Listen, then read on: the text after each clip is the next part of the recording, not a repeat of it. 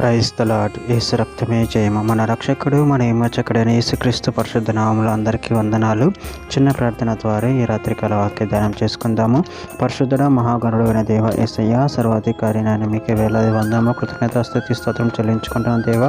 దేవ రాత్రికాల సమయంలో ప్రభు వాక్య భాగం ధ్యానిస్తుండగా వాక్య భాగం మాకు అర్థమవుట సహాయం చేసి మీ కృపలో బలపరిచి మీకు మాదిరిగా మమ్మల్ని నడిపించమని ఈ చిన్న ప్రార్థన ప్రభు యేసుక్రీస్తు అతి పరిశుద్ధ నామములో అడిగి వేడుకుంటున్నాను తండ్రి. ఆమేన్ ఆమేన్. కొరింథీయులకు రాసిన మొదటి పత్రిక 2వ అధ్యాయం 5వ వచనం.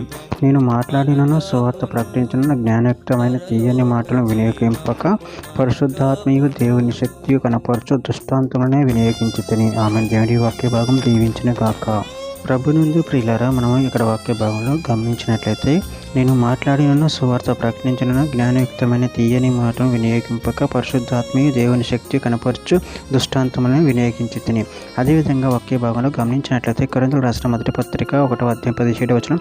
బాప్తిసం ఇచ్చుటకు క్రీస్తు నన్ను పంపలేదు, కానీ క్రీస్తు యొక్క శిలువ వ్యర్థం కాకుండానట్లు వాక్చాతుర్యం లేకుండా సువార్త ప్రకటించుటకే ఆయన నన్ను పంపెను.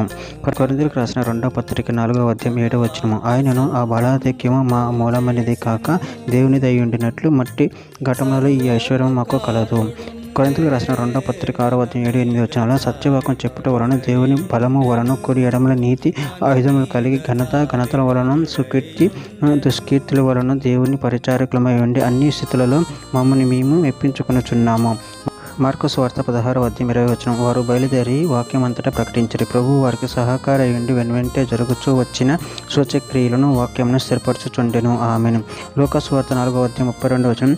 ఆయన వాక్యం అధికారంతో కూడినదై ఉండెను గనుక వారు ఆయన బోధకు ఆశ్చర్యపడిరి. కొరింథీయులకు రాసిన 2వ పత్రిక 1వ అధ్యాయం 12వ వచనం. మా ఆశ్చర్యదనగా లౌకిక జ్ఞానం అనుసరింపగా దేవుని అనుగ్రహించి పరిశుద్ధతోనూ నిష్కపటముతోనూ దేవుని కృపను అనుసరించి లోకంలో నడుచుకుంటామని విశేషంగా మీ ఎడలను నడుచుకుంటామని మా సాక్ష్యం ఇచ్చుటే.